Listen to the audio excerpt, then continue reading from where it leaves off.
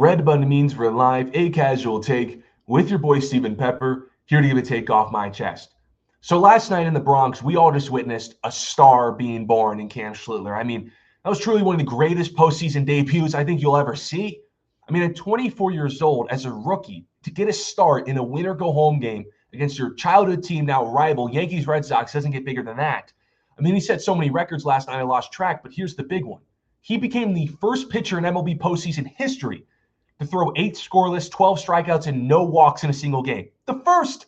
I mean, this sport is older than your great-grandparents. That's how Schlittler was playing last night. Holy Schlitt.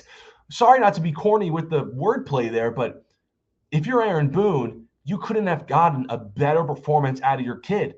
And speaking of Boone, I think my only negative from last night is he should have let him finish the night.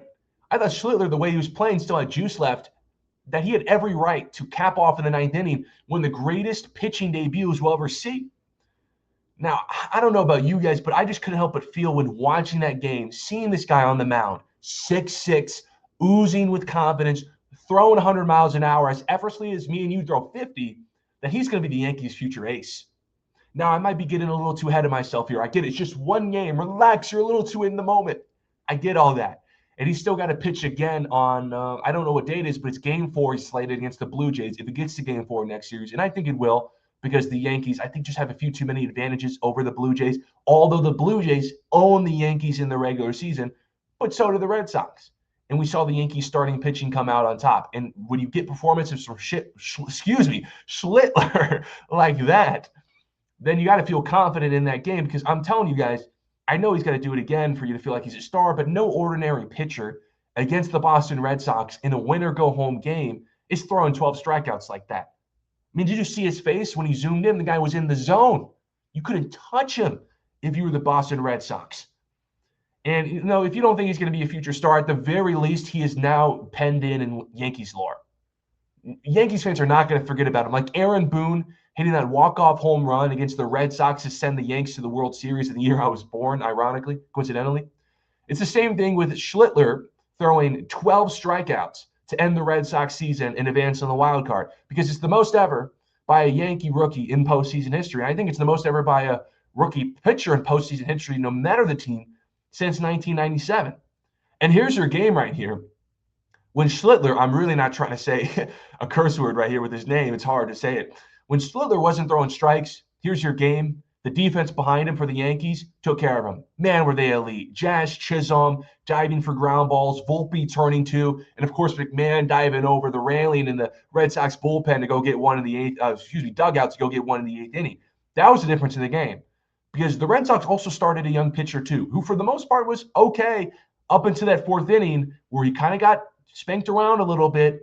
But Rafaela, Duran couldn't catch bloopers, couldn't dive for ground balls, let it get past them, and the Yankees scored 4 runs. That's the difference. But as much as the Yankees defense was a help for Schlittler, Schlittler threw so many strikes that it felt like the Yankees defense wasn't making enough plays. And now they are the first team. I pointed this out when they lost Game 1.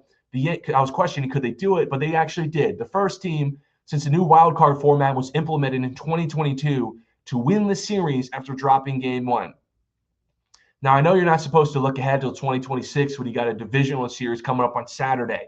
But, man, this Yankees rotation in 2026 looks like they can take him right back to this moment, doesn't he? Because if you add Schlittler to this rotation of a healthy Garrett Cole, Max Fried, Carlos Rondon, Luis Gil gets a full season. I don't know when Schmidt's coming back. Maybe he comes back halfway through next season. Who knows? Whatever you can get out of him, it's a plus. But that's 4 or 5 guys who you feel like are all starters, or all 1 to 2 pitchers. And when you have Schlittler on top of that, who, according to Brian Hodge, who covers the Yankees, Schlittler in his first inning threw 6 100-mile-an-hour pitches. Think about all the pitchers that the Yankees have had. Garrett Cole, CC, Max Fried the other night. Every other Yankee starting pitcher in the playoffs in the pitch tracking era since 2008, that includes the World Series in 2009, 5 100-mile-an-hour pitchers. 100-mile-an-hour pitches from your starters, guys, unless you're like Paul Skeens, that's what like Chapman and a bunch of guys who throw 1 inning as relievers do, because all they know is they got 1 inning so they can throw gas. Your starter has to like tick down the velo a little bit because he knows he's got to go 6, 7. Oh man, I clipped farm right there, didn't I? 6, 7 innings. But Schlittler, just in the first inning, was like, I'm going to empty the tank. And he kept throwing 100 until the eighth. The Red Sox couldn't touch him. And again, at 24 years old, he's only 2 years older than me. He doesn't have many professional majors debuts under his belt before that game. I think he got called up in July.